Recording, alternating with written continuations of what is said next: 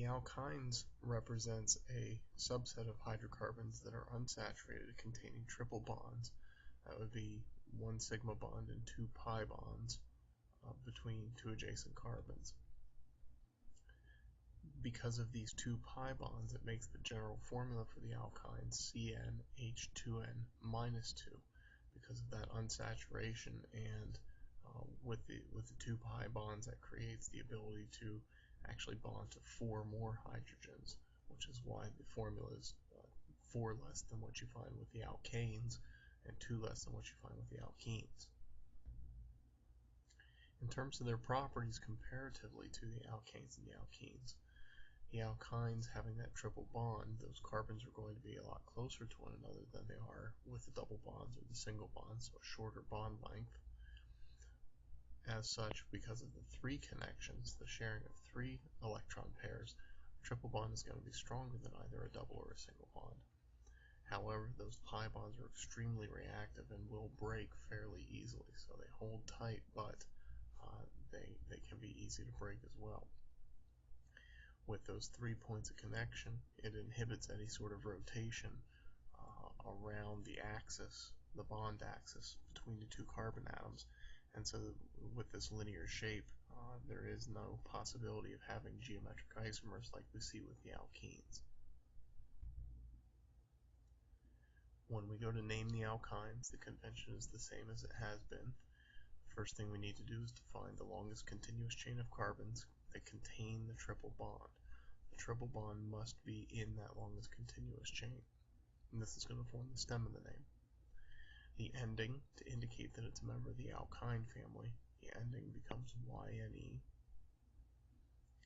When we number the carbon chain, we number from the end that is closest to the triple bond.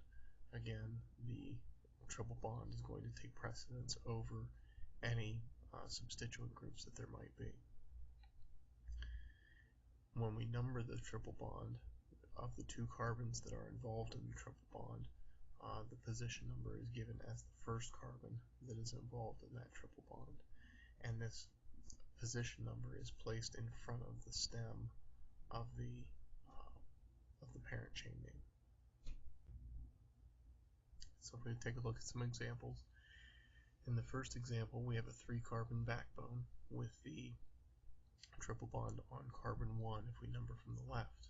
So 3 carbons would be the prefix prop, YNE for the ending, and using position number we would get 1 propyne, or if you think about it, if the triple bond were in the other carbon-carbon position, we would number from the right hand side and still thus have 1 propyne. So the 1 in this case is optional, and sometimes you'll see the name for 1-propyne written without the 1.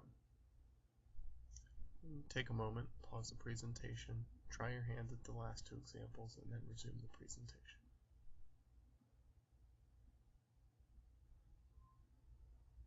If we take a look at the second example here, we have a 5 carbon backbone.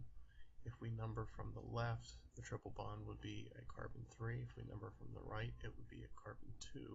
So we're going to number our carbon chain from the right hand side, and this would be 2-pentyne. Looking at the third example, we see that on that upper branch we have a triple bond, so we know that that upper branch must be part of the backbone.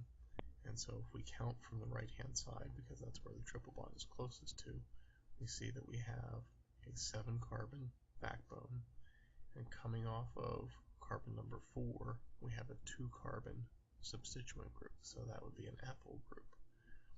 So when we number this, we name the substituent first, it would be 4-ethyl, and then the triple bond is on carbon 2, so it would be 2-heptyne. 4-ethyl, 2-heptyne. Sometimes you'll see alkynes in which you have multiple triple bonds present, and so when this is the case, we need to put the prefix indicating how many of the triple bonds there are in front of the YNE ending. So in this case we have 7 carbon backbone, and we have triple bonds on carbons 2 and 4 numbering from the right hand side. So the name for this one would be 2,4 hepta for 7 carbons, and then the di prefix goes before the YNE, so 2,4-heptadiene.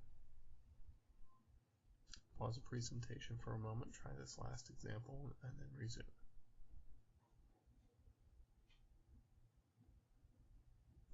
Now in this example, we see what seems to be multiple branches and a triple bond that is right in the middle. And if you count carefully, you see that starting in the upper left corner and counting down and going all the way down to the very bottom carbon, you get a total of 8 carbons in the backbone with 2 methyl groups. When we name this, we see that it's a symmetrical molecule with methyl groups on 3 and 6, the triple bond on the 4th carbon, and the 8 carbon backbone. So the name would be 3,6-dimethyl 4-octet.